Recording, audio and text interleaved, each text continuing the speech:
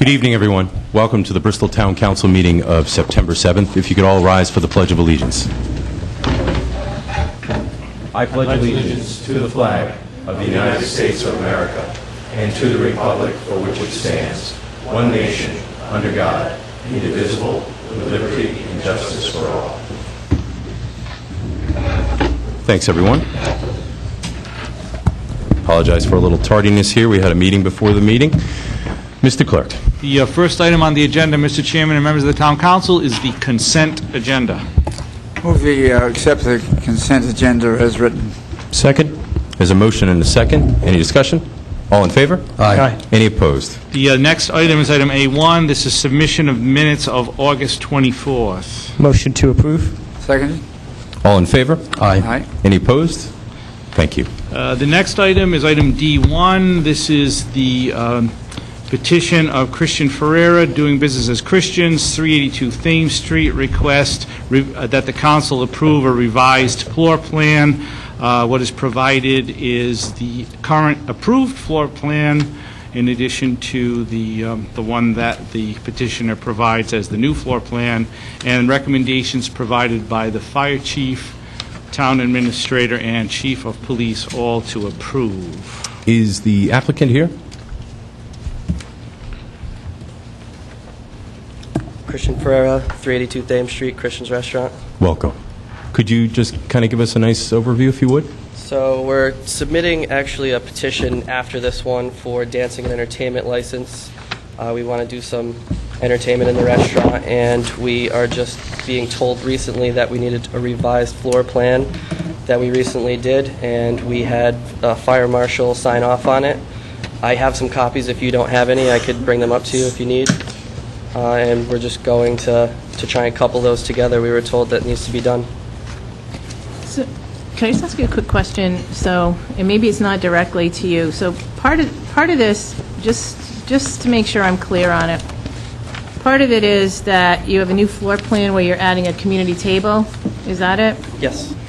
And then the second request is for the dance entertainment, Yes. right? So, why is it that we need to approve the new floor plan if it's just with the community table? I just wasn't clear about that. Okay, basically what happens is that when the council approves any one of these Class BV licenses, the petitioner provides Right. to you Right. a floor plan. Right. Okay. When the new petition came in with the new floor plan, which is actually the existing floor plan, correct? The Yes. change was made. Yes. It didn't match the one in the file. So we can't just arbitrarily put a floor plan in the file. The council has to approve it. Oh, so you have the community table, but it's not officially on the floor plan. Yes, we had to change the floor plan over. Right. And then did you at one point add more seats? Your petition was to add more seats, and the fire marshal and the fire chief said you have to keep it at the 52 or whatever? He came in and looked over everything and signed off and said everything was good. So you have like another one that was with just that same number of seats? Yes. Okay. So that's not what we have? We don't have that one? You, do I we? have copies of the one here Okay. that has the community table. That's the up-to-date one. Okay. If you have that. Yeah, I have that one. Okay. The one where it specifies that you must keep your capacity remain at 52. Yes. I believe that is correct. I don't have it on this floor plan, but if that's what he signed off on.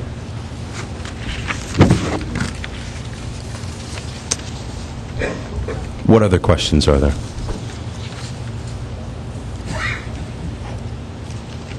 No other questions? Is that correct, Chief? As long as... So, Mr. Chairman, how should this track? Well, first, and actually, let's let the chief respond to that question, and then I can answer that. Sure. On reviewing the petition and the two floor plans that were submitted, there was one that we had stamped off at the office originally that had the seating of 52, which is pretty much the max of the fire code's going to allow. The one marked current approved floor plan, but not stamped by us, has a seating of 56 within the building.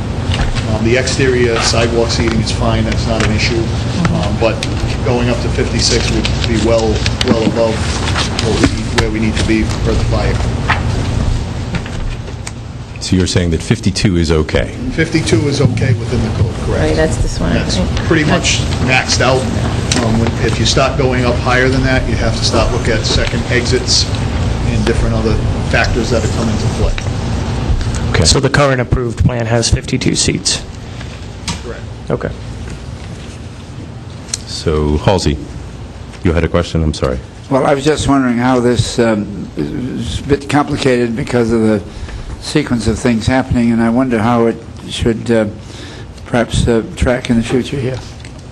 I would say the simple answer is that we should vote on approving the new floor plan, which is D1, and once approved, then we can entertain the request for dancing and entertainment, and that's why it was proposed in that way.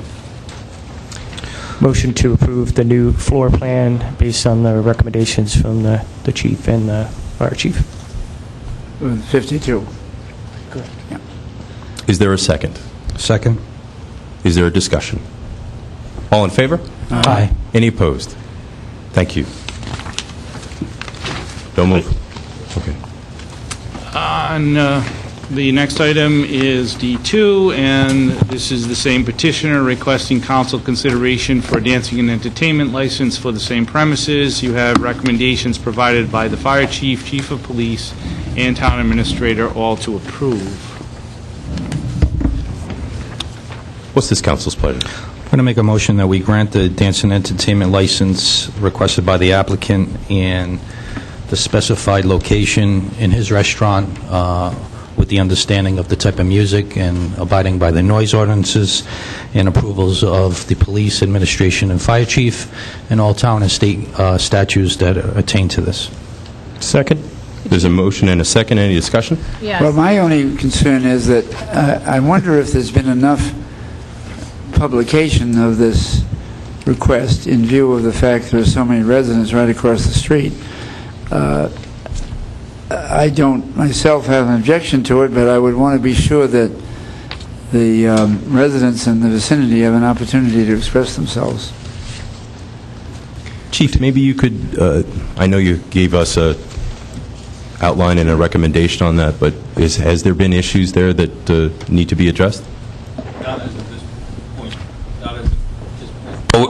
Not as of this point, and as you know, moving forward, we'll monitor it as we do and report right back to you if there is an issue that should arise.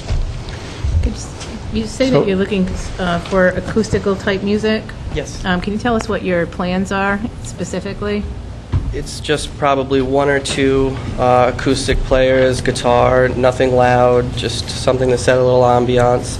I notice in town there's a lot of people that have entertainment licenses now that are doing entertainment, and we just wanted to get on board with that and do something to really accent the restaurant. We're a place for dining, you know, we're not really going for the dancing portion of it, just really looking to, you know, up the restaurant's integrity and really get people to come in and enjoy their dinners there. So you don't have an objection to that being a restriction, that it be only acoustical type music? I have no objection to that. And you close at what time? We close at 9:30 on the weekdays and 10 on the weekends. So that will continue. Yes.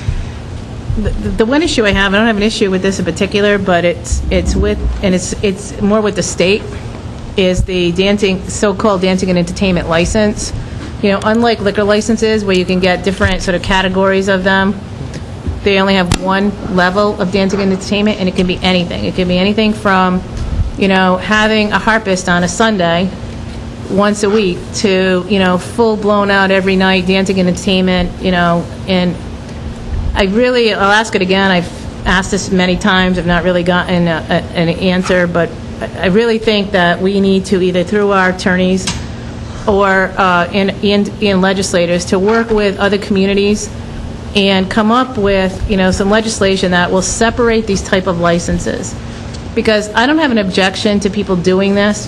I don't even have an objection to somebody, you know, like sometimes you go into a coffee shop and they brought some students in to play on a Saturday afternoon, and then it's a big problem because they don't have a license. I don't have an issue with that as much as I have it as to what these can become once you have that license. And that's what worries me, and that's why I get very worried about giving out these licenses for that reason. But as long as we can keep it as a condition that your closing times remain the same, and it's acoustical type music only. And I can't imagine it can be that loud, because people do go out to eat, to talk to other people and to their friends and so forth. Yes. It's more of an ambiance thing for the restaurant. But to Councilwoman Perella's point is, what she's trying to say is we get it as a blanket.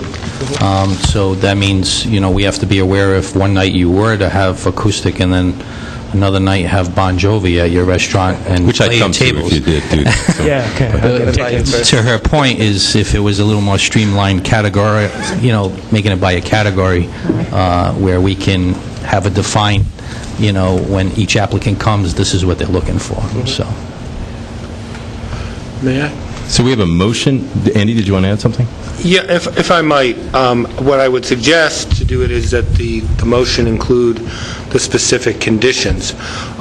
You cannot direct under First Amendment grounds, you can't say what kind of music. You can't say, it's going to be harpists and not clarinetists and whatnot. But I would suggest that specifically the dancing and entertainment license be limited to Thursday, Friday, and Saturday evenings. And I didn't hear, was the time 10 or 10:30? 10.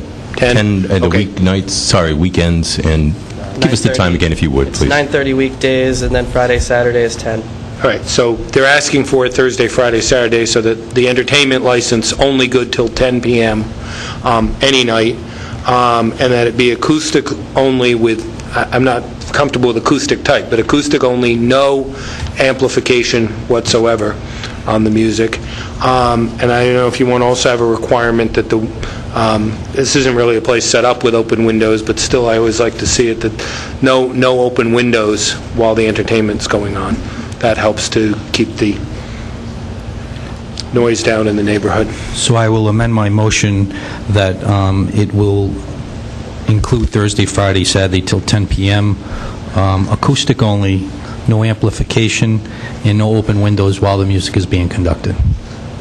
Oh, and no cover charge. And no cover charge. No cover charge. Just for clarity, why not? Well, because that's a big difference when you're looking at the definition between where the entertainment goes from being background music to the primary use of the property is the cover charge. So if it's only being provided for background, then no cover charge. Thank you. So there was a motion, and I know, Tim, you seconded the first one.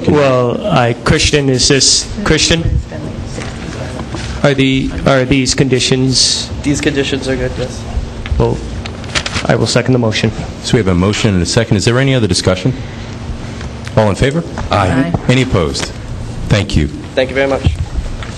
The next item, Mr. Chairman, members of the Town Council, item H1, this is continued from August 24th. It has to do with the RIPTA boxes on, bus boxes on Hope Street. So Tony and Diane, we've been at this, the communication with RIPTA. So where do we stand? I'll take it. In terms of RIPTA, I have not been with RIPTA, but there is a contact person that I will be contacting. There's two pieces to this here. One is obviously contacting RIPTA to come actually before us at the next council meeting, because if you recall, the last time they were with us, they assured us that they were going to work with the bus drivers to make sure that they would be pulling in. So that would be my recommendation, is to make sure that we get someone here for the next meeting and to have them explain, and if they cannot accommodate that, should we go forward and have the boxes removed, then we need to go to the State Traffic Commission to get their permission, which that's the process that we used the last time around. I don't care how we have to do it. It's just, this is the third meeting that we're going to continue this. I would like Rip to hear, and my thought process, along with my colleagues at every meeting, was the feasibility. We might not be able to do this, but at least what we noticed over the past couple of years, this isn't over the past 6 months, it's been over a couple of years of assessment with these bus boxes, and if we could just add one space, and if we could have this dialogue with them to get a conclusion of where we stand with these going forward, knowing that this is happening in our town, then we can have a better understanding if we're going to keep them, are we going to modify them, or what's the options. But at least knowing what we know, we're actually, addressing those needs of our downtown and the merchants and the motorists for parking situations. I know they were very cooperative the last time around for us to remove the boxes, whether it was RIPTA or the State Traffic Commission, they agreed to, although we had to do the boxes ourselves, which is not a big deal. I mean, we certainly can have DPW do that. So I would say that at the next meeting, we'll have RIPTA here to have that conversation and then pursue that with Traffic Commission if necessary. So we definitely will expect them here next meeting, and we will not be continuing this. Okay. Correct. One thing, Mr. Chairman. Please. Councilman Stewart, thank you for putting this topic on the agenda. Diane, I just had a quick question. Many small towns, whether you're in Europe or around the United States, have a central little bus station where, buses can pull in with ease and kind of people have a central spot they can go. Has there been any talk in the town? I'm just thinking outside the box here. If as Eddie has brought up, if they can't do it, they can't pull in correctly, and then, what's going to happen? I'm just thinking down the line, has there been any talk about like a little central spot where the buses could pull in and have almost like Newport? Newport has a little, not something of that grand scale, but something on a smaller level. No, nothing like that has been discussed that I'm aware of. Mm-hmm. And I know when we met with RIPTA and we reviewed the stops in an effort to eliminate stops so we could eliminate the bus boxes, they reminded us that this is a very pedestrian-oriented town, and you've got a lot of side streets that, bring people down from the neighborhood. And so it's really convenient for people to be able to come down at different places along the way rather than having to congregate at one place. And I think the other thing is, we've seen in other cities where sometimes a congregated bus area in the middle of downtown isn't really conducive to the pedestrian feel of the downtown. Right. So, but in answer to your question, no. Okay. Not that I'm aware. Yeah, just thinking if they cannot accommodate and pull into those bus stops, because for a number of years I've gotten stuck behind the RIPTA buses. They just kind of, they're out there, the butt's out there, and they just can't get by. My understanding is they always hold the front to the curb, and then if they have a handicapped rider who's needing to access from the middle of the bus.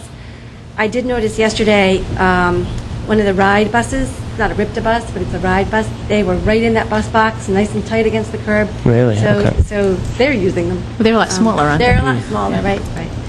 So I'll work to get RIPTA here for the next meeting. Between those. Well, it's easy to move those around. But I think, I know that I asked when RIPTA was here the last time, I believe, why they couldn't move those stops to the other side of the side streets.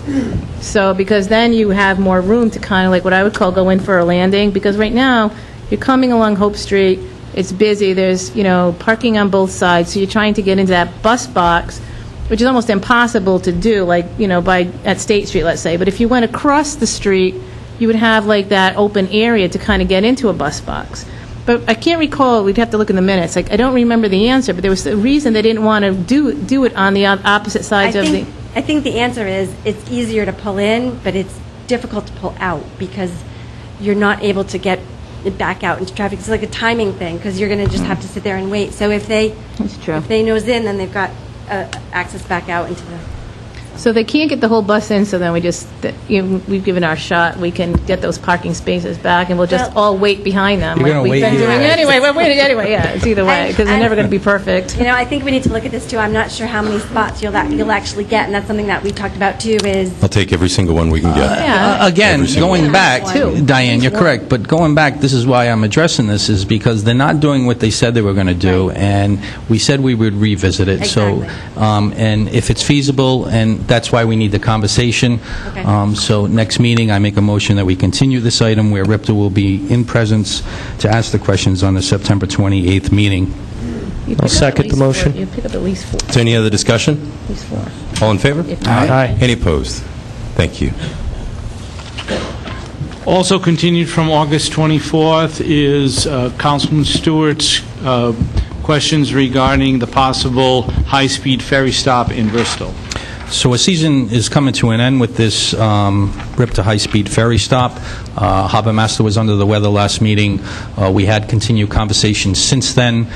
He might be able to put some clarity on the dialogue and the conversations that trying to talk with the state leaders and also entertaining maybe us as town leaders meeting first of any possible questions along with our dock and how it, again, this might be feasible. And the Harbor Master brought up good points about we have to be considerate of parking if people are going to take the ferry right here in our town. So, Greg, if you could just Okay, so share with us. good news is I've gotten 3 points of contact from the state now, and I've emailed one today. So hopefully, I know they had a big meeting up there today on the 610 connector. So hopefully she'll get back to me in the near future on the possibility of it. But some of the things we really got to look at after I took a drive up to Providence is the pier. You need a concrete pier. It's got to be a floating pier. It's got an oscillating engine on it. So you couldn't go to a wood pier and just crush it. So you got to put a substantial concrete pier in some place, floating pier, ADA accessible, and so that's costly. Parking it will be an issue because people actually drive here to jump on the ferry, Warren, Barrington, wherever, come in here, jump on the ferry, and head there. And then the biggest thing will be when Homeland Security levels jump up, if they were to jump up, any passenger vessel that carries 65 more personnel, they'll need some type of armed security manning the gates to get people on and off. So, with that being said, Do you have any good news, Greg? Yeah. No? with that being said, no, I don't really have much good news. But we'll see. I'm going to meet, like I said, or email back and forth with the point of contact from DOT and hopefully have something. I know part of the master plan over at Colt Park, where they redid that floating ramp and the fishing pier and all that, part of that was for a potential ferry stop at some point if they ever put a ferry in.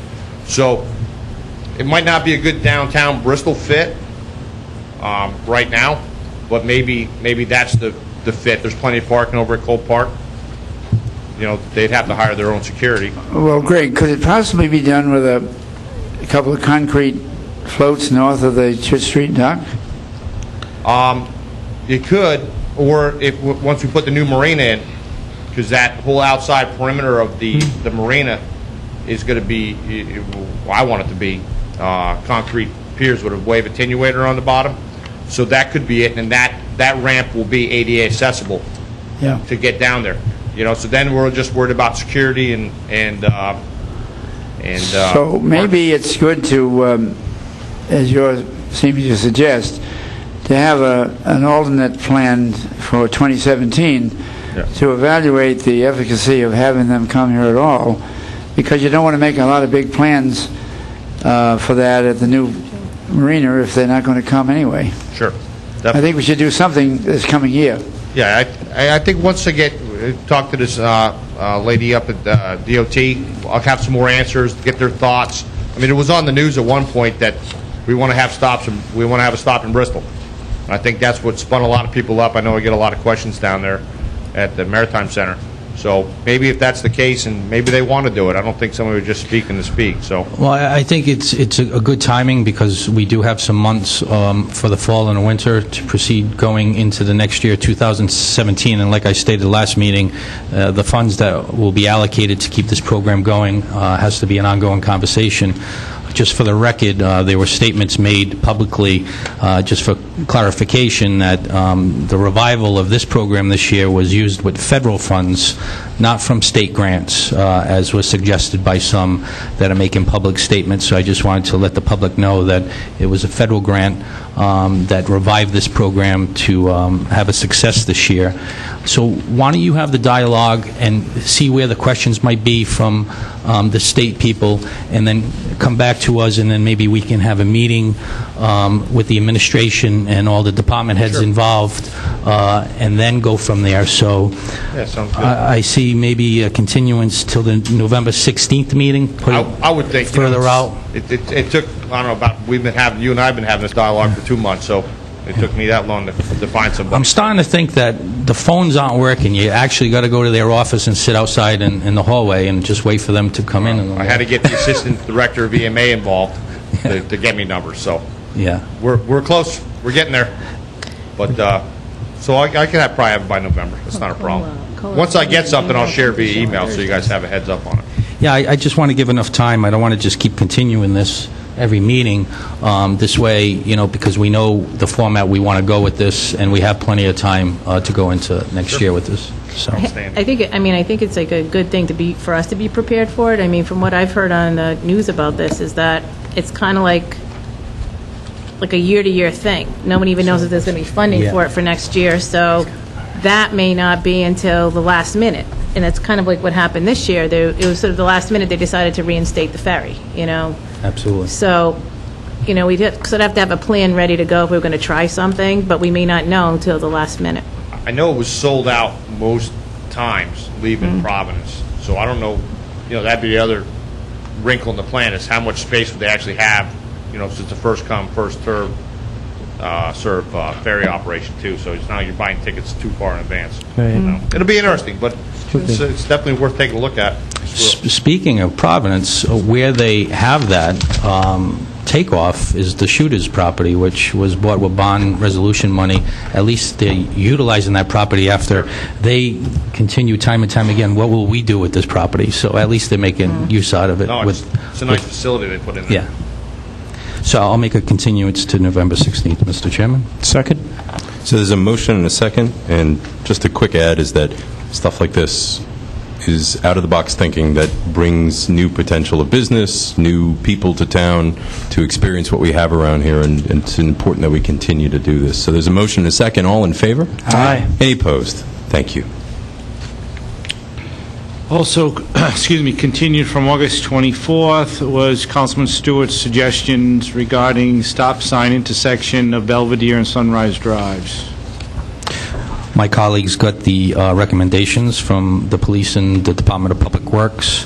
I still see the need of safety. If anything, as suggested by the police department, I'll call on the chief of at least one stop sign going north on Belvedere at the intersection of Sunrise for at least one motorist stopping versus treating that as a curve. If both motorists don't stop and one takes a left onto Belvedere and the other takes a right going down Sunrise.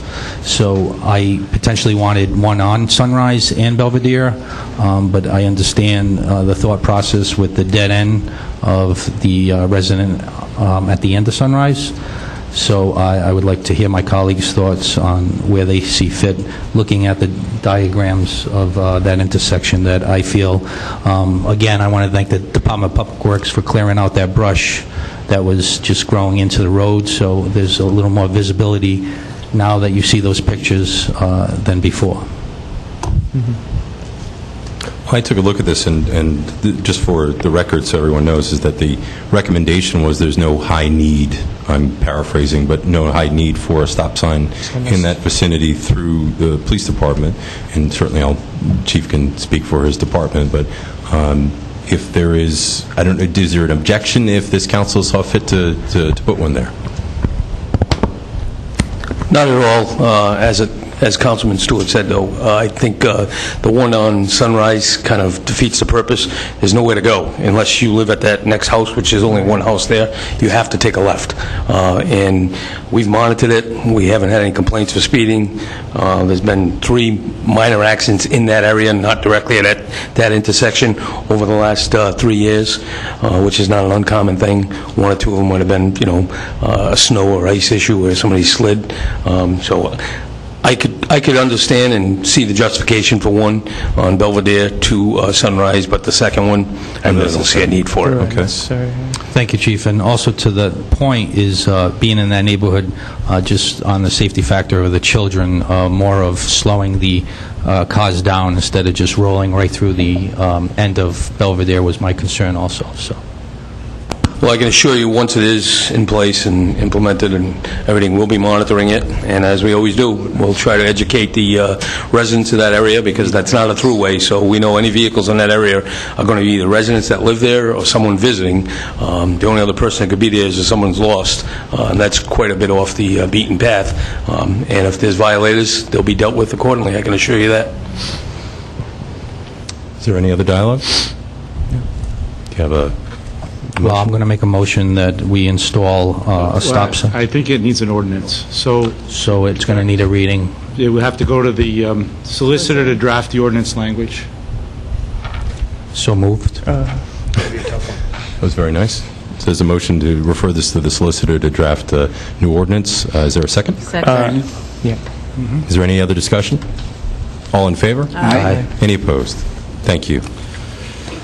Okay, the next item is also continued from August 24th, and this has to do with Council Chairman Caloro's prerogative, where he suggests that the town may wish to ask for a traffic study in the vicinity of Fales Road.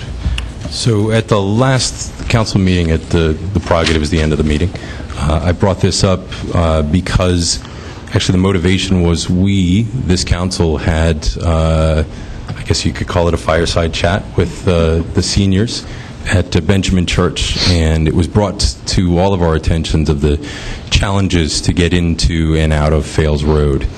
Obviously, there's other things that are connected to this at that time. We talked about the project.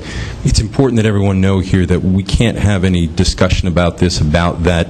We're going to Dunkin' Donuts. Can't be brought up this evening. It's in front of the zoning board, and we can't talk about it because that's a pending case with them. What I can tell you is that my motivation behind it, which was the council's motivation, is we heard a concern in that whole area is got a challenge. My suggestion was actually that we look into the town taking care of this. The chief gave us a recommendation, which is a state highway. Obviously, we knew that. But the State Traffic Commission would do that traffic study.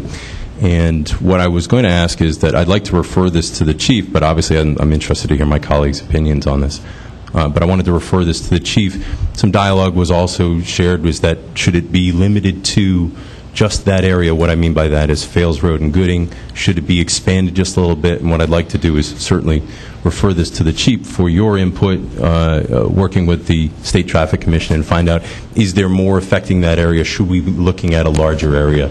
Part of the concern that we all have, and obviously there's members of the fire department here tonight, there's lights right in front of the department that are probably, a nice way to put it would be underutilized. That's not the fault of the fire department. It's just the way the lights were designed, where they were placed, and I think there's a better way that could happen. What I'm talking about is potentially retiming the lights to allow for easier access in and out of Fales, and honestly, easier access all around there. Speaking with Diane Williamson, it was also suggested that traffic study should include commentary and discussion on the pedestrian area. If you've ever tried, I haven't, but I've seen people do it, across the street, right near Gooding. When you get a green light on Gooding, you also get the point in which you're supposed to cross the street, which is just an interesting way to handle that. So I think we need to look at that a little bit closer, too. The State Traffic Commission would do this, and it would be paid for by the Traffic Commission. So we, the council, need to request for them. So that doesn't mean that we request they're going to do it, but it would seem appropriate that they would, because there's a need in that area. But Chief? You're absolutely right. As you said, it's a state road. They have full jurisdiction over it. However, it's in our community. We have serious input. I agree with you. I think we expand that. If we're going to do it, we might as well look at everything in that area, explore all options. It is a difficult intersection there at Gooding and Metacom for pedestrians, and we all know there's a grocery store there. It's a busy area. So I think we should put all options on the table and look at it and let's see what they have to say to us. As you know, I took a quick snapshot of the last 4 years, how many accidents we've had there, and it wouldn't hurt for them to get involved, and I assure you that if that's your request, we'll jump on it as early as maybe Monday, and let's see. We don't have any control on how they go about these meetings, but I can assure you that we will keep you and every other person, if we can get a couple of people of points of contacts involved, so they'll follow it through with us. But we definitely do believe that we should take a look at it, there's no doubt. We've had some accidents there, some serious accidents to involve a pedestrian, so there's no reason not to look at it and to expand it a little further on both sides, north and south of Fales. I'm open to the expanded study. Chief, I just had a question. Are they going to do a study and look at the different seasons? Because obviously summer is a lot busier probably than, the middle of winter, or do they do a full year kind of study? Do you know how it works? That's a very valid question, but guess what? We're going to ask them to look at all seasons if we can, because you're right. Great. I mean, during the summer, we have extra traffic that heads to Cole Park. This time of the year, we have extra motorists in town. The college students are in, and other people that are coming through the community, which we welcome them here. So there's really no downtime. You can understand, there's two main arteries in this community, 136 and 114, and they're heavily traveled, I can show you, by vehicles. Large trucks, we know that they come down, and we try to keep them off of the center of town as much as we can, where they do need to make deliveries, so we monitor that as close as we can also.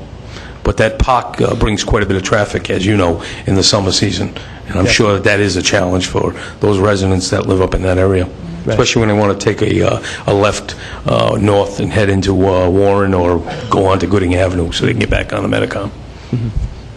Making sure we're getting the full picture. That's our goal. We'll look at it from all angles and leave no unturned stone, I assure you that. Thank you, Chief. Is there any other comments? No? Okay. I don't want to comment about the Dunkin' Donuts. It was about... If you wouldn't mind, if you could state your name for the record. Sure. I know who you are, and we do, but... I know. John Kosho, 5 Milford Street, Bristol. No, it's specifically about the traffic study itself. On my way home from work, especially spring, April through October, in the afternoon, I just noticed that I come down and go by the fire station every night on my way home from work, just because that's what I want to do. And I'm always finding between 8 and 15 cars backed up at the light at Gooding. And if you do happen to get a car that wants to turn into Seabra, you're guaranteed a second light if somebody's gracious enough, and most people are gracious enough to allow them to turn, even though they have the green light. I notice traffic is stop and go from Gooding all the way back as far as Usher Terrace. Living near Tweets and being out of that station, it's my fault for living that far away.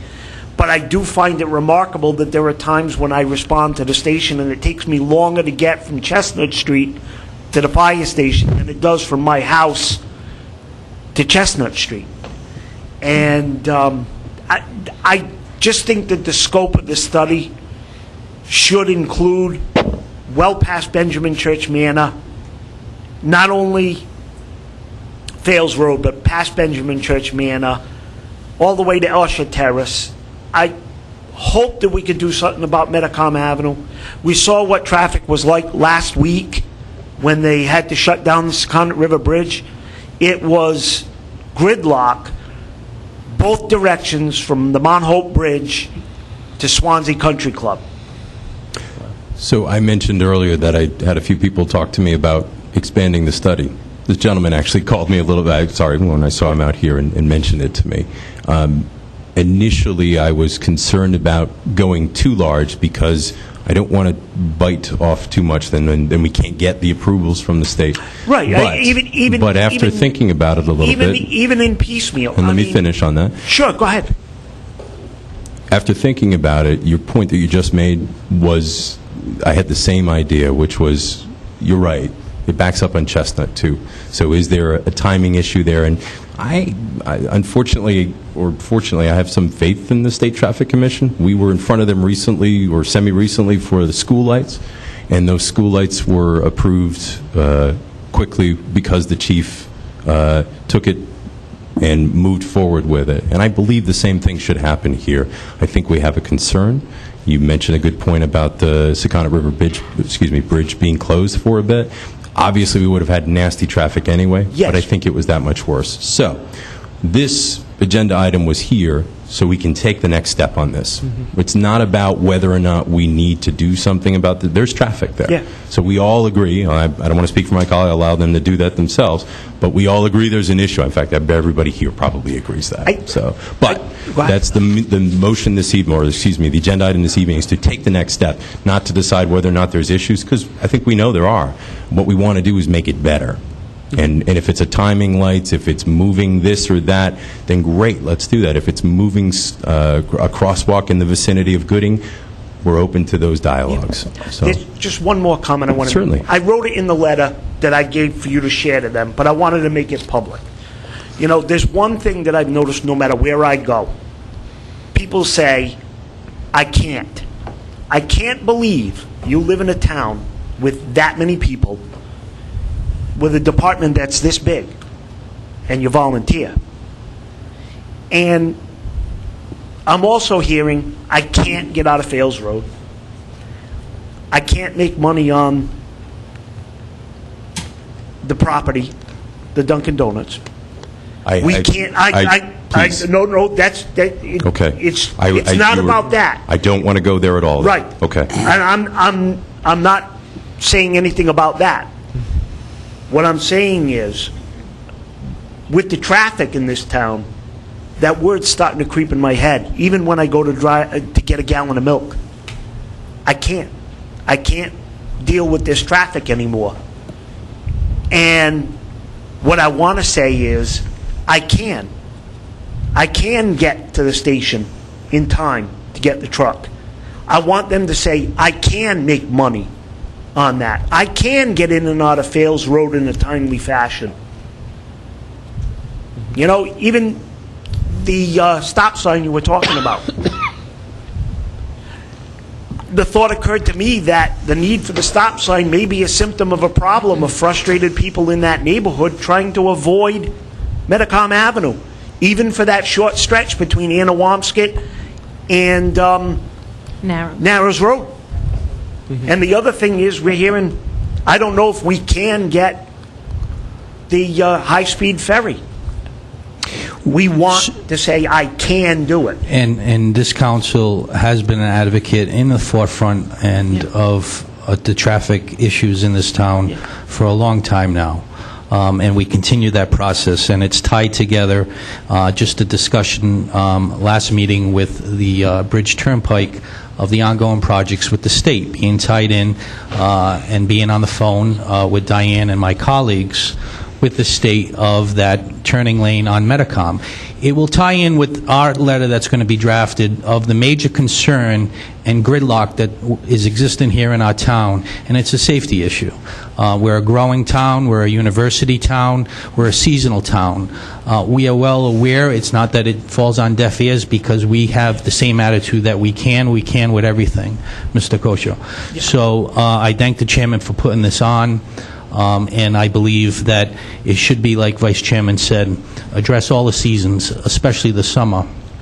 And I think it's a number one issue of this council and administration here in the town, because we all know as residents that our traffic problem has to be, have a solution to it to expand as a town. That's all I'm saying, is let's do what we can. It's just not happening as quick as we would like.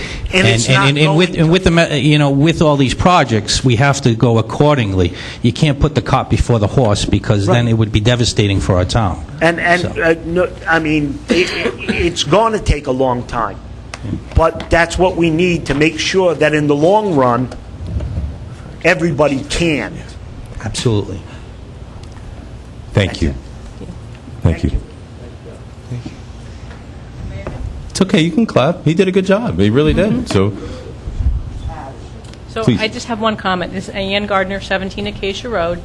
I'm Welcome. glad you guys are going to address the that area, because I think also we have a lot of kids that are now, or have to walk if they live like less than 2 miles away from the school.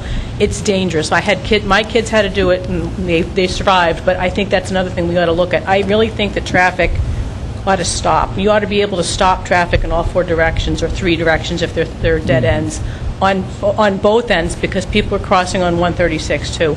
I'm just concerned that one day, because like we have a lot of people that aren't familiar with the town, intersections and all that, so I think you really need to stop that traffic and going those directions. So I just wanted to bring that up since this is going to be addressed coming up. So Thank you. Thank you. You're welcome. I'm going to let this gentleman speak, but I'm going to ask for a motion, and you can speak after I get that motion. Is there a motion? I would make a motion that we have a letter drafted on behalf of this town council, and it will include all the concerns and options available to submit to the Rhode Island State Traffic Commission on behalf of the town, in conjunction with the administration, all departments, and the chairman. And the police chief, if you would. All departments, and that certainly includes the police chief. And I'll second the motion, and we're referring this to the police chief to write this. We're going to refer it to the town clerk to draft a letter with all involved, so we make it very conclusive when we present that, and maybe add all the other concerns as a package deal, since we're very busy with conversations with the state, so we want to be on their radar. Yeah, we want to be the first customer satisfaction. I'll second the motion. So there's a motion and a second. Sir. My name is Vasil Zlatarsky, 131 Fells Road. Welcome. Thank you for your attention. I think it's very important to specify now what section of Hope Street will be studied, because it's not only Fells Road. You know, coming from Warren, starting with the school, medical center, Gooding Avenue, Firehouse, Fells Road to Chestnut with the school. This is big, very important, complicated traffic place of Hope Street. Please recommend, I know that this is connected with money, but please recommend to be done. If we do only Fells Road. I agree, and that was actually mentioned already, so you bet. Yeah, we will look at that expansion. Thank you. And I really don't understand, with all these complicated problems in the both arteries we have, Hope and Metacom Avenue, and to add more, it's somehow, believe me, for this pretty great town, it's really no common sense.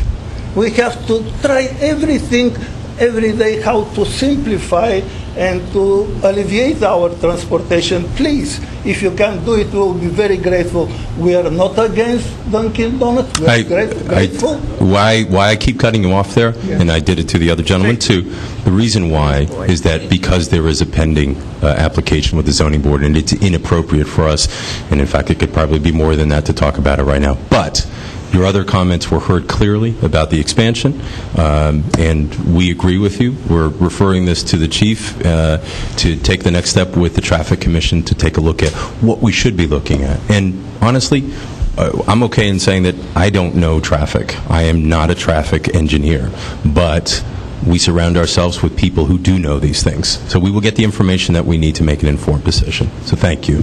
Thank you. Thank you. Kevin, did you want to add something before we make that? Yeah, if I could, in support of the council's recommendation to provide a letter to DOT or the State Traffic Commission, it might behoove us to take advantage of one of our consultants who's a traffic engineer that works closely with the town, who also sat on the State Traffic Commission, fully understands the operation of the State Traffic Commission, because what you're looking at now is you're looking at a corridor study as opposed to an intersection analysis, which is a much broader study. So I think maybe asking her to get involved to help our police department formulate this letter on behalf of the town, or the town clerk on behalf of the town, to make sure that we encapsulate everything that's important to us, because we're talking about two different issues here, and one is a very big issue, that corridor study, as Mr. Basile mentioned a minute ago. When you expand that to include multitude of intersections, albeit they're very important and they're high traffic volumes, and then there were other factors that Councilman Sweeney mentioned, about seasonal factors. My only recommendation is maybe we talk to Anna Novo of Caputo and Wick, who has worked with us on a multitude of different issues on behalf of the town, to work with us on this one as we formulate this letter, because she could probably give us some good background as to how we should put this letter together. And oh, by the way, what is it we really want to get out of this? Is it a big picture thing? Do we want to tackle a Fales Road piece first along with the Gooding Avenue intersection? We need to talk about that a little bit. And I only caution you that in order to get this correct, she might be the person to It's a good suggestion. Good idea. Yeah, It's it's a great suggestion. Okay. So let's include that in that possibility. So we have a motion and a second to refer this traffic study ultimately to get to the State Traffic Commission. It's actually motioned and seconded already. So Yes, we're all set. all in favor? Aye. Any opposed? Thank you. And thank you for the public comment, too. Next item, Mr. Chairman, members of the Town Council, is item I-1. This is correspondence from the Deputy Director, Coastal Resources Management Council, excuse me, regarding a proposed rulemaking and public hearing on October 11th. Move that we receive and file. Second? All in favor? Aye. Any opposed? Thank you. And next is from the Director of Community Development regarding Creek Lane transference of property to town from Silver Creek Manor, and you have a memorandum of understanding as provided by the town solicitor's office. Diane? Thank you. So this, you have my memo. This came about as a result of an ongoing paving job that the DPW is working on. And it was revealed as part of that project that the cul-de-sac at the end of Creek Lane is actually privately owned. It's owned by the Silver Creek Manor property. So in the interest of the town, it is proposed, and we did have a meeting down there with the Silver Creek Manor representatives, the chairman and the solicitor and the administrator. In the interest of the town, it is proposed that the Silver Creek Manor convey the property with the cul-de-sac to the town. They would also give the town an easement to the Silver Creek footbridge, which is also determined to be partially located on the private property. And then, in addition, they would grant a no-build agreement so that Silver Creek cannot now use this new road frontage to get more subdividable or buildable property, except for a small area of parking that they might want to do along the edge of the roadway. So I believe you have, I'm not sure if they have their memo of understanding. As a result of the meeting that we had out in the field, a memo of understanding was drafted which outlines those things that I just spoke about, the transference of the cul-de-sac and the agreements on the development and footbridge. So I think it's before you for acceptance of the offering of the public space with the public road space with the conditions set out in the agreement. Well, I certainly don't want to hold up any road program. But with that said, I do have concerns of this memorandum, and maybe I can be helped out by our solicitor on certain factors that I think it's very vague. I wish I had a diagram of the property lines. Can you please explain on the south side of Creek Lane of the property abutters, how is that assessed with that property owner in tandem with the property owner that we're making this agreement with? Is everything looked into that? I don't see any of that information because it says the town is now satisfied as to its ownership. I'm very big with words. Satisfied to me is like, I'm satisfied. No, it means it was resolved, I should say. It should have been a stronger word, using the language for a memorandum that we're dealing with. Right. Well, go ahead, I'll let you. No, I didn't mean to get you. I was... It's just my concerns of, and then to address the runoff and that agreement with the applicant for the town's liability going forward, to be indemnified, and just concerns of any liability going forward. I just would like to be brought through that process other than just the verbiage that is on the 2 pages. Okay. Well, first of all, I mean, this is a memorandum of understanding. We wanted to make sure, although the council chairman was there that morning, there's 5 of you. We want to make sure that this is something the town council as a whole wants to pursue. And if you do, in fact, vote to go forward with the memorandum, then we will have more formal documents that will deal with a lot of things like the words where it says reasonable and that indemnification. And we did make that very clear in the field, but obviously I share your concern as an attorney. I want it clear. We're going to do what we can to improve the drainage there, but there's no guarantees.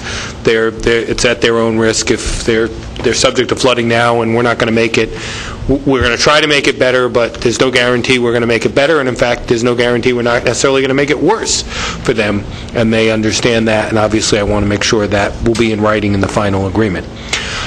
So that's kind of taking your second question first. On the first one, yes, we examined the various title of documents. Mr. Cirillo, as well as Mr. McBride, particularly Mr. McBride, spent many hours in town council records looking for questions. Is there any evidence? Is there any abandonment of the street and whatnot? And it seems pretty clear. In 1911, Perry Street was laid out.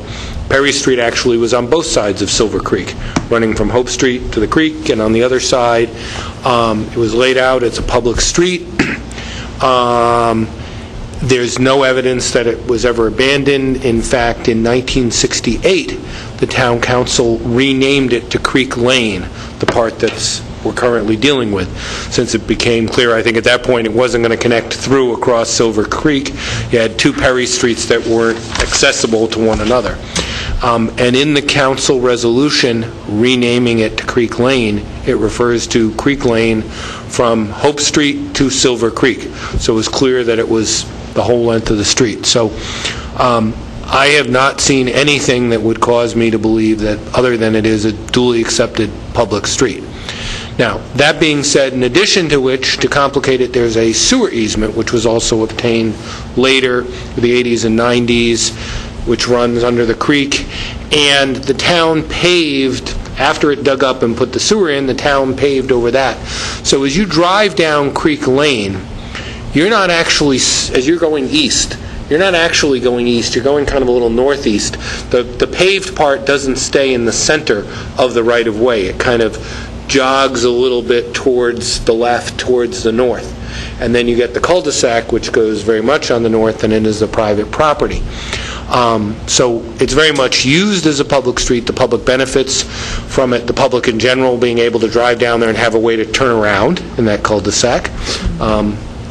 We saw the UPS truck do it while we were there. He had to actually do a 3-point turn, but at least that was a lot easier than trying to do it on the regular small 20-foot road. Fire trucks, ambulance, and so forth, particularly serving a nursing home, that provides it there, the access. Plus, it provides the access to the footbridge, which goes over to the playground. From all that, both A, I'm confident that the town owns the existing Silver Creek right-of-way, and then this will actually get us more land to the north where the actual pavement diverges from the right-of-way and goes onto the private property. Well, I think this is all just fine, except I would like to see you strike from the proposal item 5. Silver Creek should just pave its own parking area, and we should limit ourselves to paving the roadway. Well, that's my understanding. They are paying for it. The thing is, the contractor is going to be coming there with a town contract, and by adding it into, the contractor has gone and measured it out and says, okay, I will charge you, town of Bristol, $10,000 more to pave this parking while I'm doing the job, while they're there. I wouldn't do it that way. I would have a joint negotiation, but let Silver Creek pay for its own parking lot and we pay for the road, because we don't want to make a precedent of paving private property. Well, I think they are. I mean, they're reimbursing us. They're actually not even reimbursing us. They're going to pay the bill. They're going to get the bill from Carty and pay it. Well, but maybe they're going to do it all the in same. a bit of semantics here, but I just think you want to make very clear that it doesn't appear to the public that we're paving somebody else's property. The best way would be to separate the two deals. Can we have the director make a comment?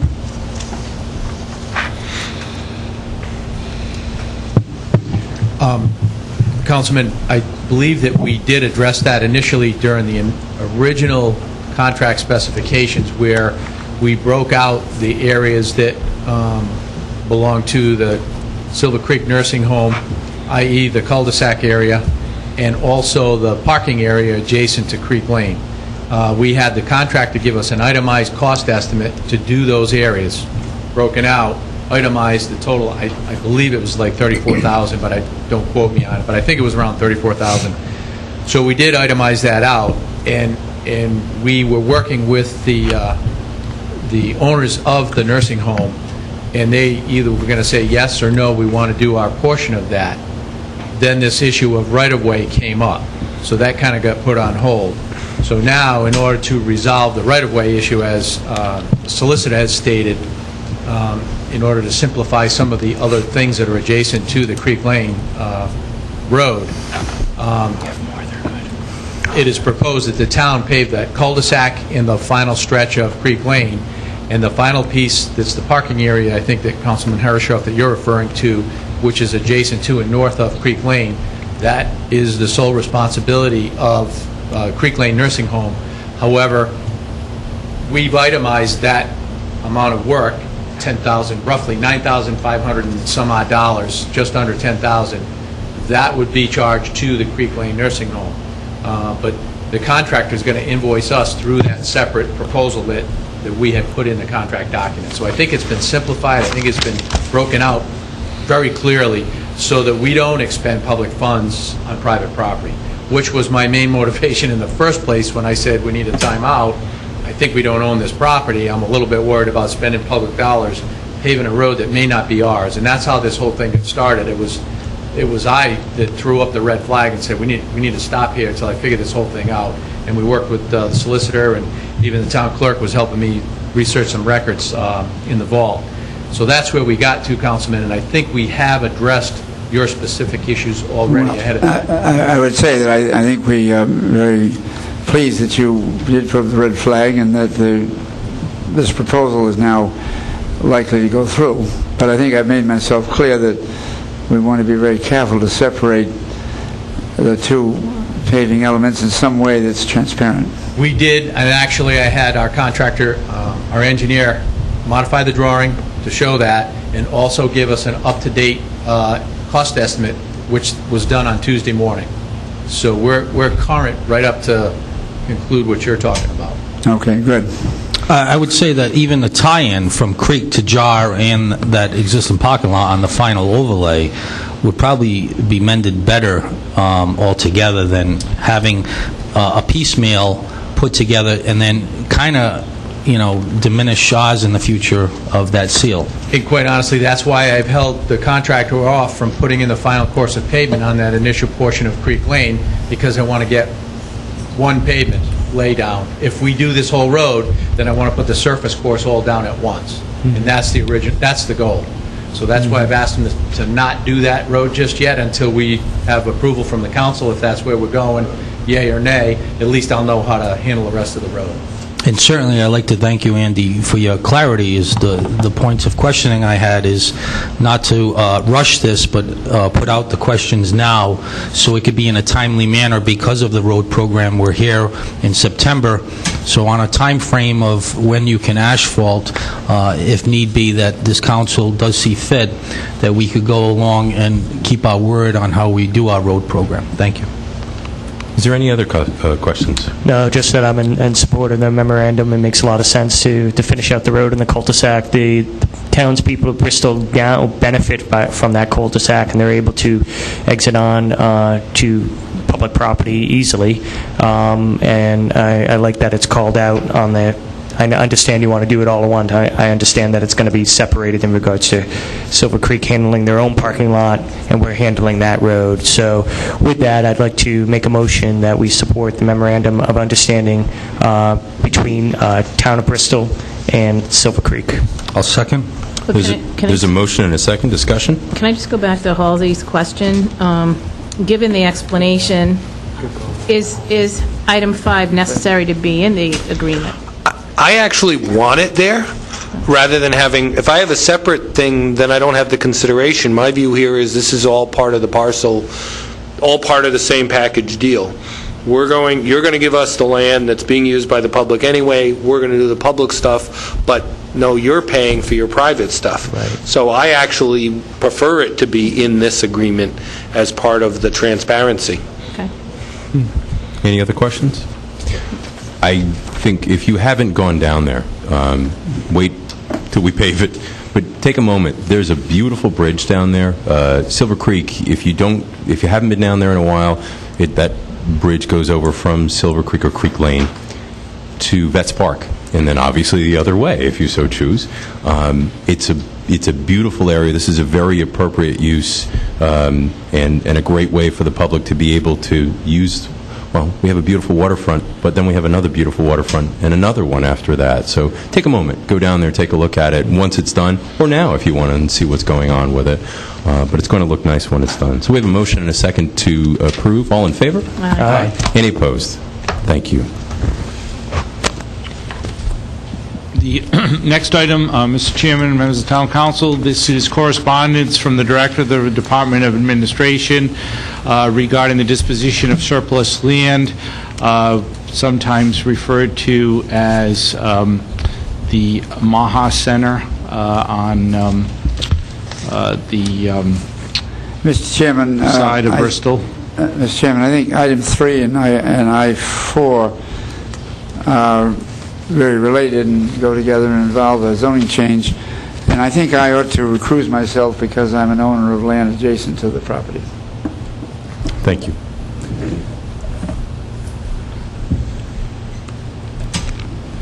And basically, under state regulations, the town has the right of first refusal on this property. Who can speak to this? Is this Diane? Can you speak? I guess what I don't doubt what the clerk just said, but I'm wondering is that if we so choose, if we said, hey, that would be great, how much is it? Do we know? Did we looked at any of that at all? I'm not suggesting we want to. I just wanted to know. It says we have first right of refusal. Do we know what we're refusing? The price is in there. We're refusing $760,000. That's a good refusal. I like Price, we're refusing to pay that sum if you want to buy it. Okay. My suggestion would be to combine the item and hear from Roger Williams University about what their plans are, so then you know both sides of the equation. What if you don't exercise, what's going forward, and then talk about if you would exercise. Mr. Chairman, I make a motion to combine I-3 and I-4. Second. All in favor? Aye. Any opposed? And I'll make a motion that this constitutes the first reading to be heard of I-3 and I-4 at the next council date, Lou? There's the public hearing would have to be on September 28th. So it'll be on September 28th. That's a motion. Is there a second? Second. Is there any discussion? All in favor? Aye. Any opposed? Thank you.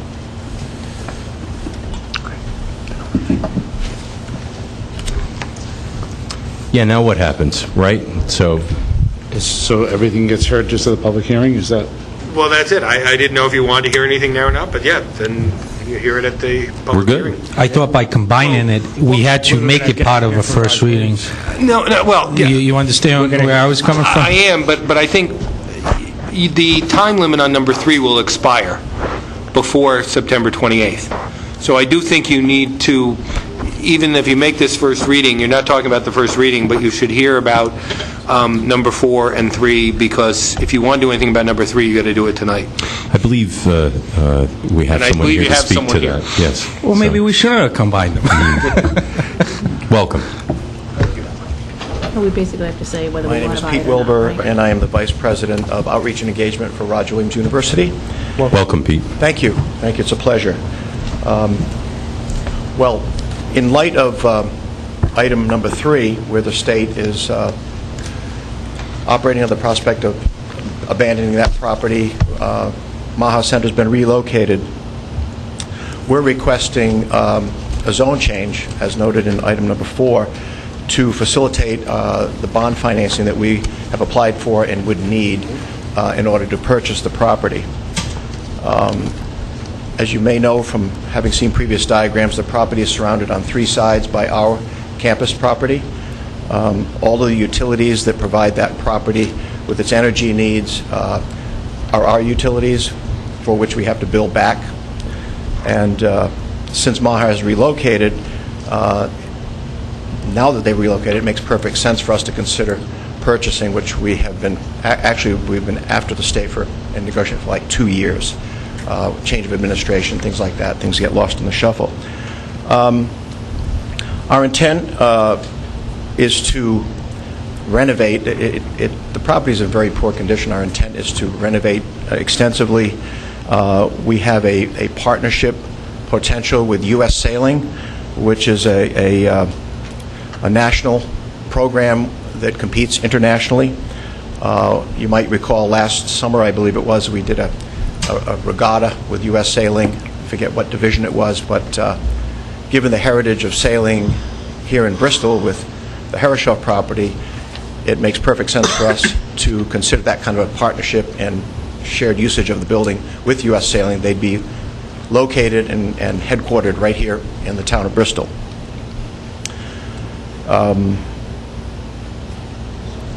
So we'll be sharing, well, it'll be our space, we'll renovate, and another reason for sharing or leasing, renting part of the property to U.S. Sailing is that will help us defray the costs, which are considerable, for the purchase of the building and all the renovations involved. And so from their programming, they intend to develop programs with our sailing center and other programs that could conceivably benefit the public or people with disabilities. I forget the name of the program they've talked about that educates handicapped people on sailing, how to sail, gives them the opportunity to sail. But it makes perfect sense for us for the reasons I've mentioned, and I think based on our experience and having worked with them last summer,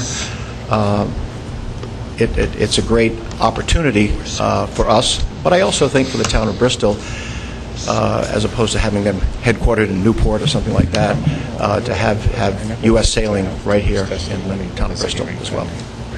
Because then they'll leave it out. Thank you. You're welcome. Anybody have any questions for Pete? Peter, I just had a quick question in regards to, would there be any more dorms or anything else going in there, or it would just be strictly sailing? It would offices and meeting rooms, just offices and some storage. Okay, so nothing more additional than that? No. Just sailing? No. Vice Chair Sweeney's point is well taken for, I would imagine, water supply and, potential of the expanding of what your needs are for that. My question would be more so towards Diane of the zone change. How would the town really benefit with this unique parcel of land and how it's positioned? And I use unique because it seems more of a fit, right in the square of Roger Williams University. Well, we thought about putting the town hall over there, Pete. No. I won't have to drive as far. No. But I think we serve the public the right to know that, the benefits on each side, and why would we, be in support of this. So. Anyone else? Thank you, Pete. Thank you very much. Just to clean things up for the clerk, since we've had the motion with number 1 as far as the first reading and so forth, number 4, but have a motion for number 3 to receive and file. I'll make a motion to receive and file number 3, which would give the clarity of just constituting a first reading for I-4 and make them separate. Yep, second. All in favor? Aye.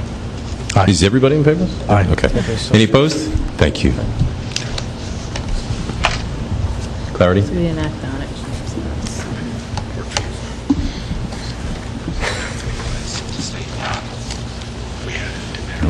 Right. But did they actually vote on 4? Yep, okay. Okay, the next item is item, I-5. This is from Council Chairman Caloro regarding website improvement update. So I asked for this item. I asked the clerk to look up the last time I'd actually requested this, which was on our July 6th meeting. and I asked for an update on July 6th on what we were doing with our website. I don't know the last time my colleagues or anyone here has actually looked at the website. The website looked wonderful when we first set it up, but they're the same pictures on there. There was a Memorial Day parade that was going to happen and got canceled, and it never made it to our website.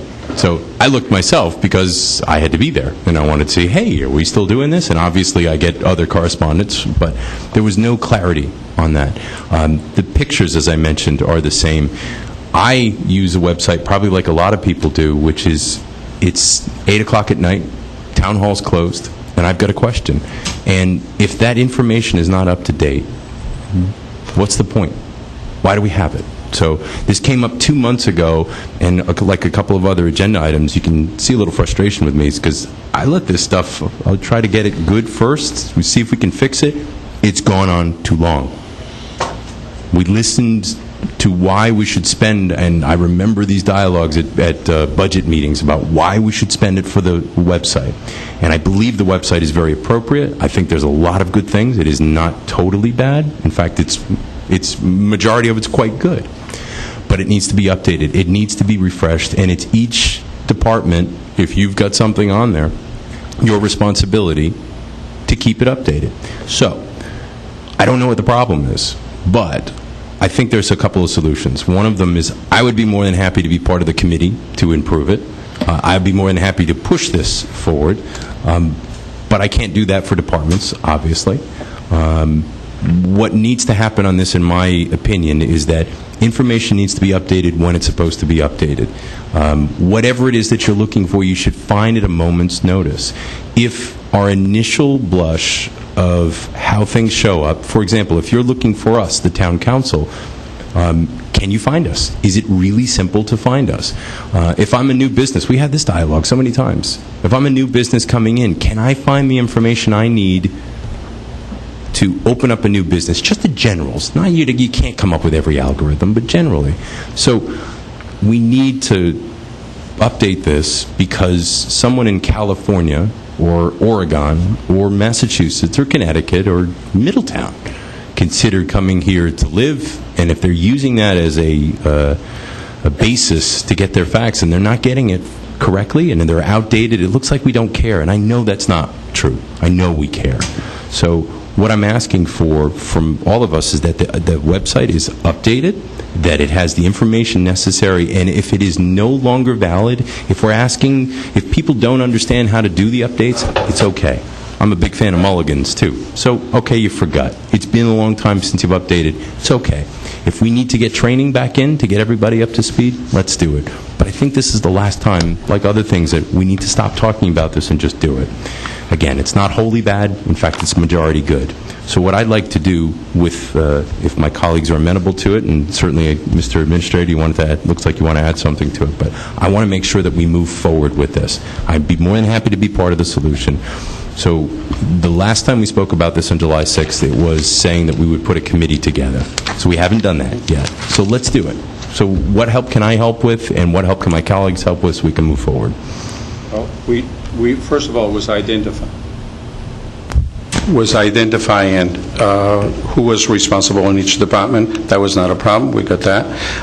Identifying who were the greatest users of the website, because not every department has as much input into it. Yeah. So I was able to identify that as well. So we have 10 of our employees that will be meeting for 3 hours. And the reason why we're doing that is because we need to revisit each, because we haven't had a total review since the last time that we had the website, the last time we had any training, and that we went through it. It's been a while now. So we will be meeting for 3 hours, and we'll be pulling each other's websites and check how we're doing and how can we support each other going forward to make sure it is as current as it needs to be. One of the ideas that were talked about was our splash page in English. When you click on the town of Bristol and it opens up and pictures move by. We have some wonderful businesses in town. There's wonderful opportunity for us to highlight or spotlight a business, highlight or spotlight The Snowflake Raffle is an example of that. The 4th of July celebrations are, we click on it, you can go to their website, but we never, none of our pictures change for any of that stuff. So I really want to make sure that we're using it to the best. We have an economic development coordinator, Jessica, who's doing a wonderful job, by the way. But we need to make sure that we're using those tools. If we can link more of the, whether it's local businesses' websites to it, it's BMA, it's Explore Bristol, but live ourselves too. Where can we, if I want to get information about what the tax rate is, can I get it easily? So when is that meeting happening, and when should we expect to get a result on it? The meeting is going to happen, well, I have not scheduled the meeting, but I will be happening because I need to inform all the candidates. Sharon's working on that to set the meeting, okay? And I would say it's going to happen within the next 2 weeks. Okay. Just to the Memorial Day Parade, we got to be cognizant that that was an overnight happening, the last minute, so there was no way they was going to get in unless, I don't know, you got actually the message, I got the message from you that it was actually canceled. So, in some instance, there's some things that we're never going to be able to get out there to the public on a timely basis. I agree with that, I guess, but my point was it wasn't even there in the first place. It didn't even say we were having a Memorial Day parade and where it was and where you show up. So it wasn't that it canceled it, it wasn't even there in the first place. So understood. So there just needs to be a process in place where somebody goes into the back end and basically logs in and just cancels it and removes it. So we need to make sure there's somebody appointed to handle that. You know what I mean? A point person. I think, and certainly, as I said, Mulligan, is that you have an opportunity. You said you have a meeting coming up. From that meeting, it would seem to me that we need to make sure that we're using it to its fullest extent. And if we don't know how, it's okay. But let's make sure that we do after, whether it's after this meeting or if we get the training that we need to do it right. Because it's too important. I know I have an iPad, everybody's got a phone, everybody uses that. It's a great opportunity for us to shine, and I don't think we are right now. So. And Tony, in that meeting, are you guys going to talk about any updates that are possibly needed to make it a little bit more responsive? That's the whole purpose, is Great. to review it and see what we need to do, because we do have some folks that are pretty versed in the use of the website. Others a little skeptical, and occasionally they've been supportive of each other. They provided some support. I know Rick Giannini and a couple other folks have been very supportive and been very willing to partner up with some of our other folks who were not as familiar or comfortable, but definitely that will be part of it. Well, I'd just like to say that I agree with the chairman. And website is a living document, and a lot of organizations don't keep it timely. What is awfully embarrassing is when you go to somebody's website and you have an announcement of an event that happened 2 months ago. We should never do that. And I think the only way you're going to solve this is you can't correct it in bites separated by months. You've got to correct it every week. And I think what I would do if I were in your position, I would appoint somebody totally responsible for the whole thing to converse with each department head, but that person in charge of the website should be the one responsible to correct it every single week. And then we'd have a good website. Well, at least to put the announcements, I think you need somebody that can put announcements on, and, I don't mean like parking ban announcements, but, there's this event or that event coming up, and then being able to take it down within a timely, in a timely way. Actually, it's set up that it does. You can set it for a period of time, and automatically just gets deleted. But is it up to every department to put their own announcements on, or is it up to like your office or Lou's office to put the general announcements on? There is a designated person for each department right now. I think that Halsey's point is correct in the sense that each department can make sure their information is correct and up to date, and I think it should be. But I think general announcements for the town, there needs to be somebody who is responsible for that. Oh, no, those, they come through Cheryl. Yes, they do.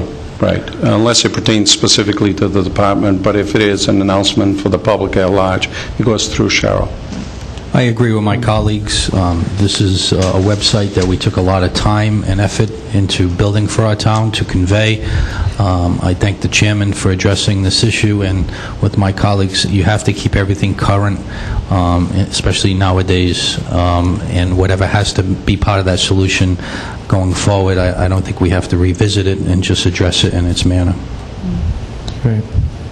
So I'd like to continue this, not to our next meeting. Our next meeting is full of a lot of things. So we're going to move it to our first October meeting. I'm sorry, I don't know what date that is. But the first meeting in October would be... October 19th. October 19th. So I'd like to continue this, if I can get a motion to that effect. So moved. Second. All in favor? Aye. Any opposed? Thank you.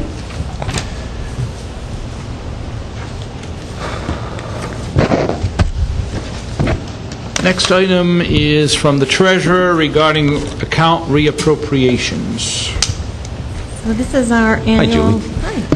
This is the annual appropriations carry forward request from the departments. So I provided you a worksheet. Hopefully it looks familiar by now.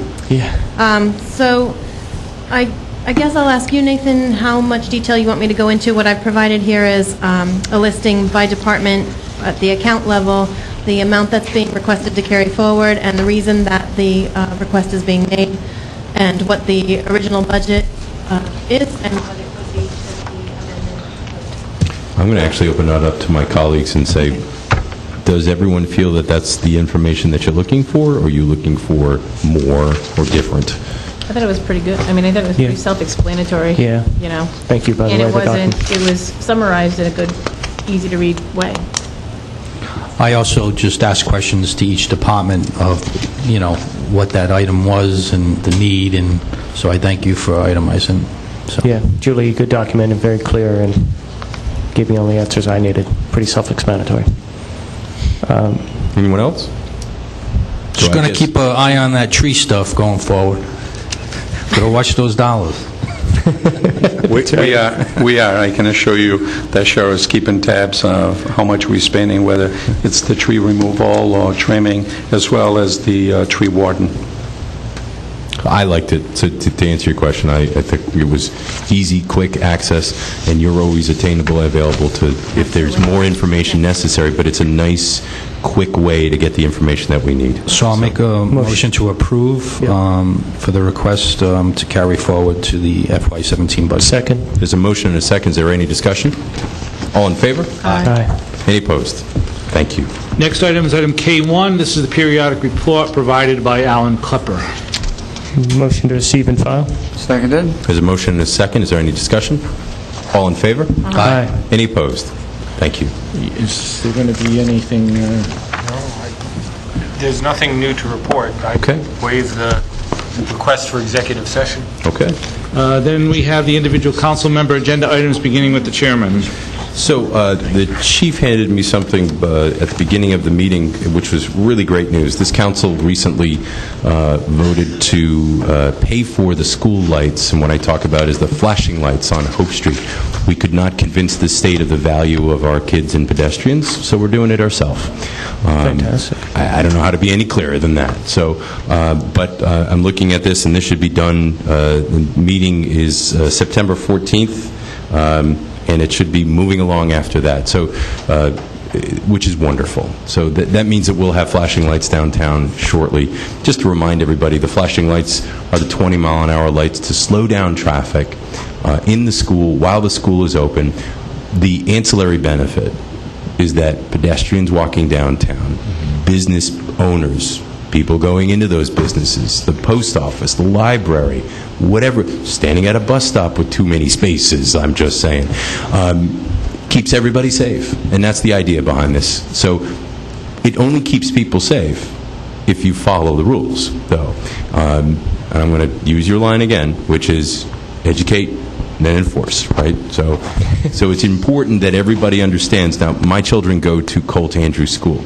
Sometimes we're a little bit late. It's not okay to speed through there.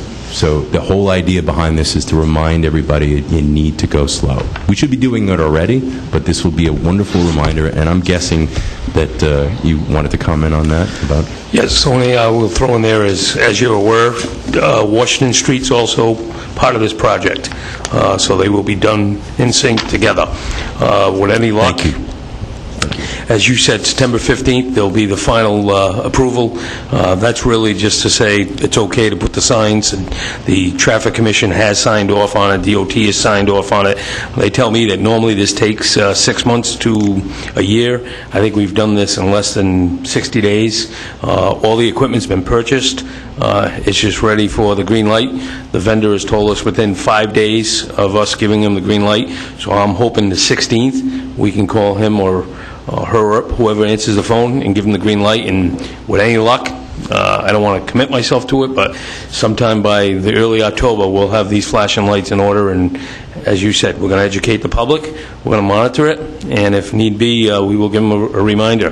Whether it's a verbal one or a written one, we prefer to do it verbally, but if need be, there'll be a written one to remind them as they're driving away that they're not to do that again. Excellent. My colleague, Mary, brought up a little bit earlier about the dancing and entertainment license, and I think her idea was a wonderful one, that we should, maybe we can be the leader in that, and maybe we would say to you, Andy, and say to Mike, maybe you could, on our behalf, come up with some legislation, some proposed legislation to change this. Mary, to your credit, you brought this up every single time we talk about this. Brought this up for a long time, and if you recall, I think you guys were on the council. Federal Hill was having a really big problem on issues, and that's where I brought it up many times. Thought that if we were able to link in with some of the folks in Providence who are dealing with these same issues, they have a big contingent at the legislature, that maybe we'd make some progress, but it never seemed to get done. So why don't we, as we do in Bristol, let's move forward. Let's be first on this, and let's get some proposed legislation working that we can then give to our legislators and take the next step on that. Instead of talking about this as, and I say to your credit, Mary, you brought this up every single time we talk about this. So let's move forward. Let's be a leader on this one and see what we can do, put something together that will break this out. I think the idea behind this worked a long time ago. Like a lot of things, it doesn't work anymore. So it's time to do some changes on it. That's all I have. Thank you. Mr. Sweeney. Well, I just wanted to wish Halsey a happy birthday. Last council meeting, it was Nathan. Oh, happy birthday, It was what, last week? You're 21 again. I thank you very much for taking notice of it. I've started to count backwards now to make myself feel better about it. How's that working out? I appreciate you. Yeah. Congratulations. Yeah. Oh, no. Well, many more to you. Lou, I was wondering on the next meeting, if all my colleagues are in agreement, I'd like to put on the tourism and explore Bristol. I'd like to get an update as to where we are. Before you know it, summer's going to be around the corner, and we need to be thinking about the marketing. And I've noticed in town, especially this summer, a lot of foot traffic, a lot of people walking down the streets, so there's definitely a strong pulse. So I'm seeing things that are working, but I'd like to hear it from, the BMA, Explore Bristol, to find out what they're doing to prep for the coming 2017 season. Excellent idea. So if you don't mind putting that on, Lou, I'd agree. Thank you. And also, I just want to give a shout out to Bristol Blooms.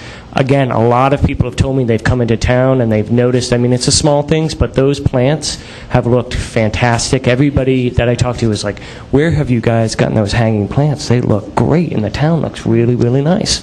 So anyway, I just wanted to, give a kudos out to the Bristol Blooms.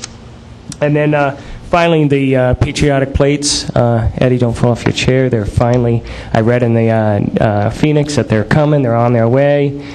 So you could still get them if you want them. These are the 4th of July patriotic plates that we've been trying to get for many, many years.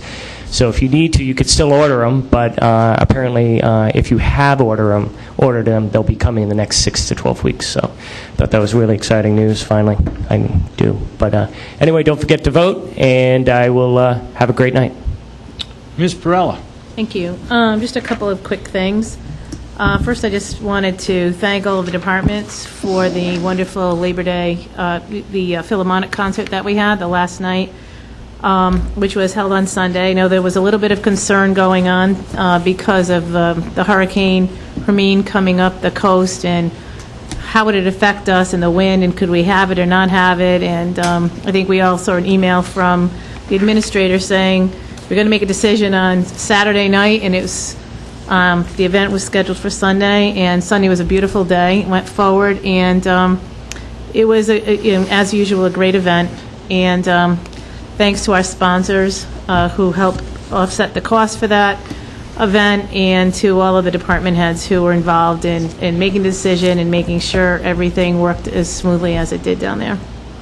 So I also just wanted to remind people, as Tim mentioned, that is primary day on Tuesday, the 13th, right? September 13th? Yep.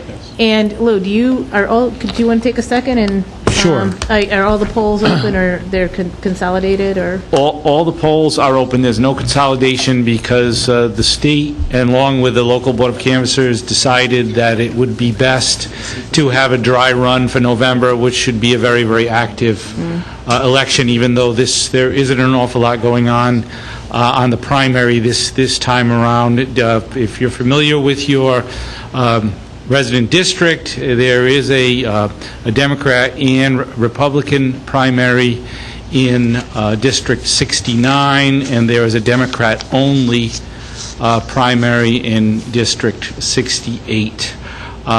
We have on our website, there's a voter information center button that you can go and press, and it will ask you a couple of questions and actually show you what your particular ballot would look like.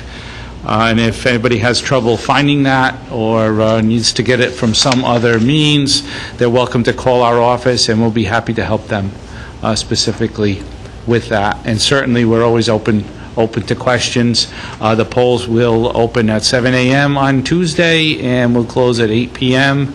And again, all of the polls are open, so you will just go to your normal polling place if you wish to vote in the primary. Thank you. So yes, people who live in District 69 have a very exciting primary with candidates on both sides, and then in November also a Libertarian candidate. So if you live in that area, get out and vote. It's one of the rare times that I'm not going to be able to vote because there's no primary in my area, in my district. So I guess that's good. I guess it's good that I don't have a primary anyway. And so... right? I guess that's a good part. But the other thing I just wanted to mention is the Good Old Days. This is just a really small, I know there's a bigger one out around, a flyer. This is just a ticket, but it is Good Old Days at Farish Farm. It's going to be September 25th. And it is the proceeds, it's a fun family event that will go on from 9 to 5 during the day. There's a cow plop contest, hay rides, many different activities that are there, bluegrass music that will go on from 12 to 4, and then they'll have a clam bake, and the clam bake is going to be at 2 o'clock, and the proceeds of that will benefit the East Bay Autism Project, which was started by the Bristol Rotary Foundation, and I'm proud to say that our town council was one of the first to make a donation to help kick off that activity. And it was one of the activities to help families who have autistic children to be able to get services closer to home, because Rhode Island Autism Project, which is in partnership with the East Bay Autism Project, is located their main office in Johnston, and it is really hard for families to get there, especially if there's a support group or something that takes place at 6 o'clock.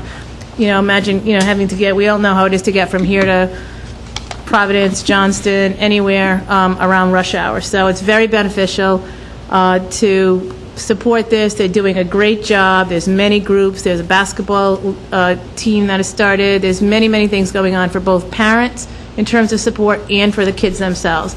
So the tickets for all the events are free, except the tickets for the clam bake are $30. And if anybody would like to go to that, I would strongly encourage you to stop by that day.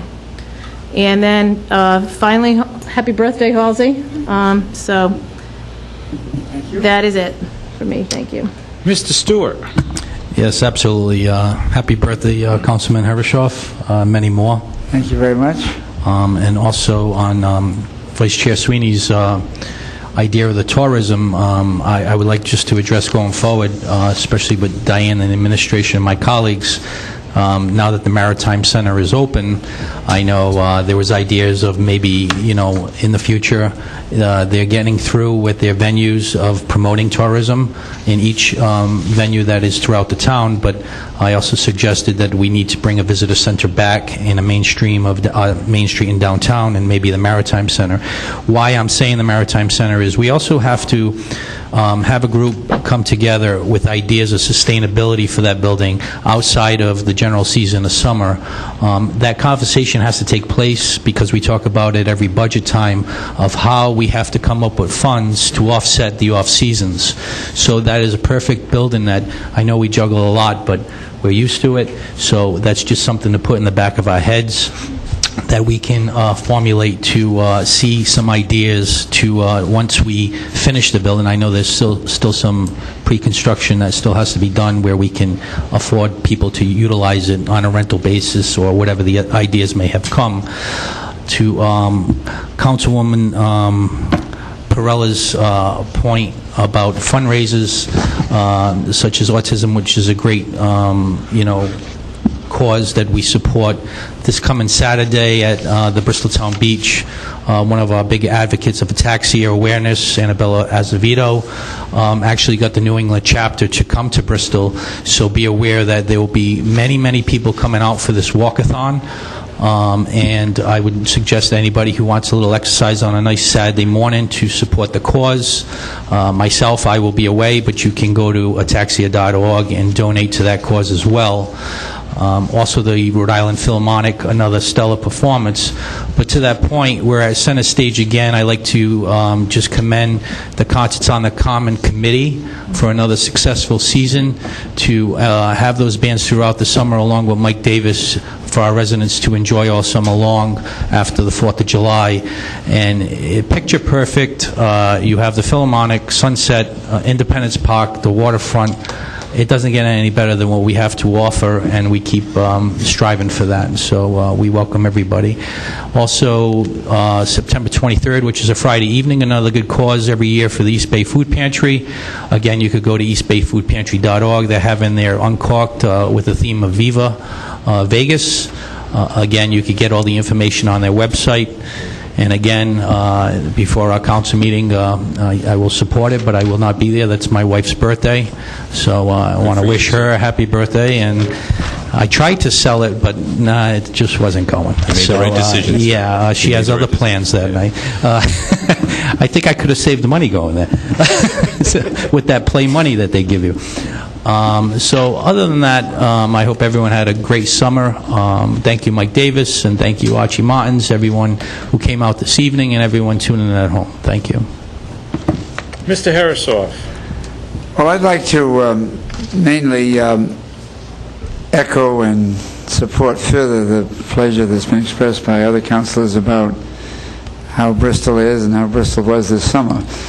That last night, music is a terrific thing, Mary, and was started by your brother about probably nearly 20 years ago. I think they said it was the 20th anniversary, right? This year, yeah. And it's become a very important part of our year's events in Bristol.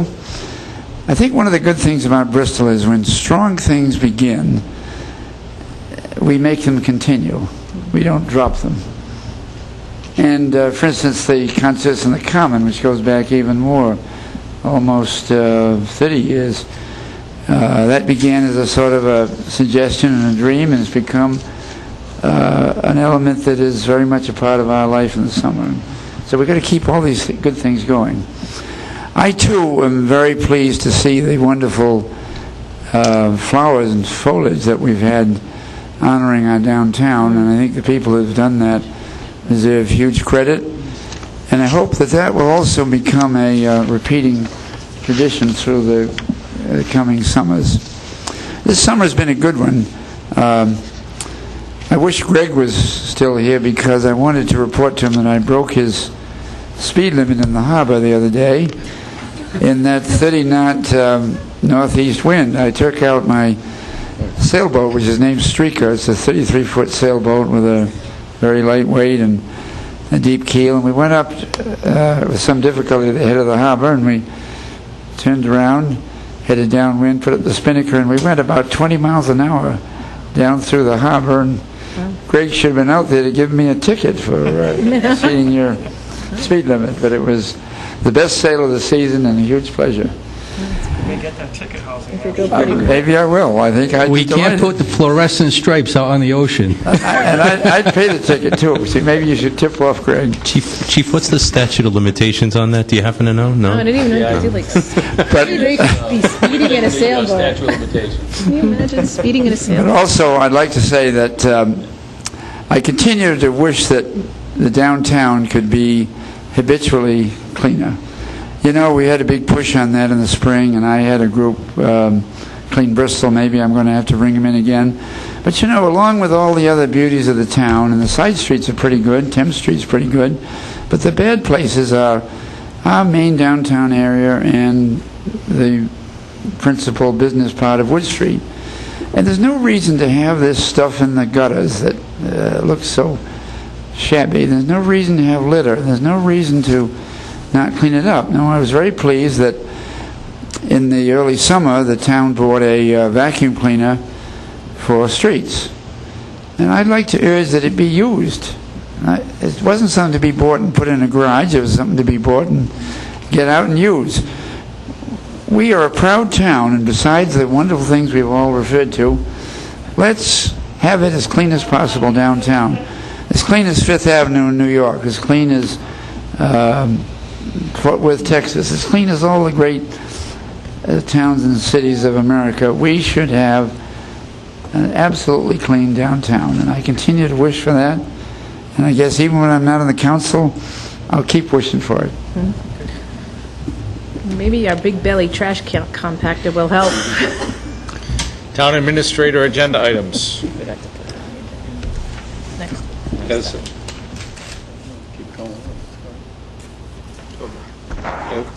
As it was already stated, can I vote yes? Thank you. As was already stated by Councilman Stewart and Councilman Perella, a big thank you goes to all the departments and also the committee, as you've already pointed out. The Councilors on a